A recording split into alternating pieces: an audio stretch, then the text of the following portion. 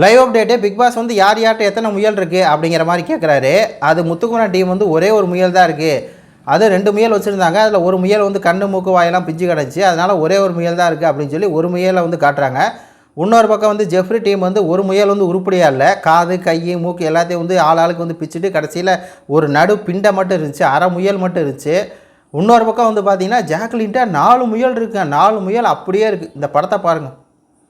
அதான் வந்து அப்போ முத்துக்குமரன் வந்து பரிதாபமாக நிற்கிறான். நான் உனக்காக வந்து அவ்வளோ தூரம் வந்து விளையாண்டனே, நான் வந்து என்னுடைய முயல் எனக்காக நான் முயல் எடுக்காமல் நீங்கள் முயல் எடுக்க நான் வந்து உங்களுக்காக நான் போராடினேனே அப்படின்னு சொல்லி பார்த்தீங்கன்னா முத்துக்குமரன் ஒரு பக்கம் ஃபீல் பண்ணுறான். தீபக் அண்ணன் வந்து இதுக்கு மேலே விடக்கூடாது, நம்ம வந்து அந்த 4 முயலில் ஒரு 2 முயல் எப்படியா எடுத்துடணும் அப்படிங்கிற மாதிரி அவர் பேசியிருக்காரு. மஞ்சிரி வந்து ஷாக் ஆகிட்டாங்க. 4 முயல் வச்சுருக்காளா அப்படின்னு சொல்லி. ஏன்னா அந்த பொந்து உள்ளே வச்சுட்டாங்க, அதை எடுத்து கூட வெளியே காமிக்க மாட்டுறாங்க.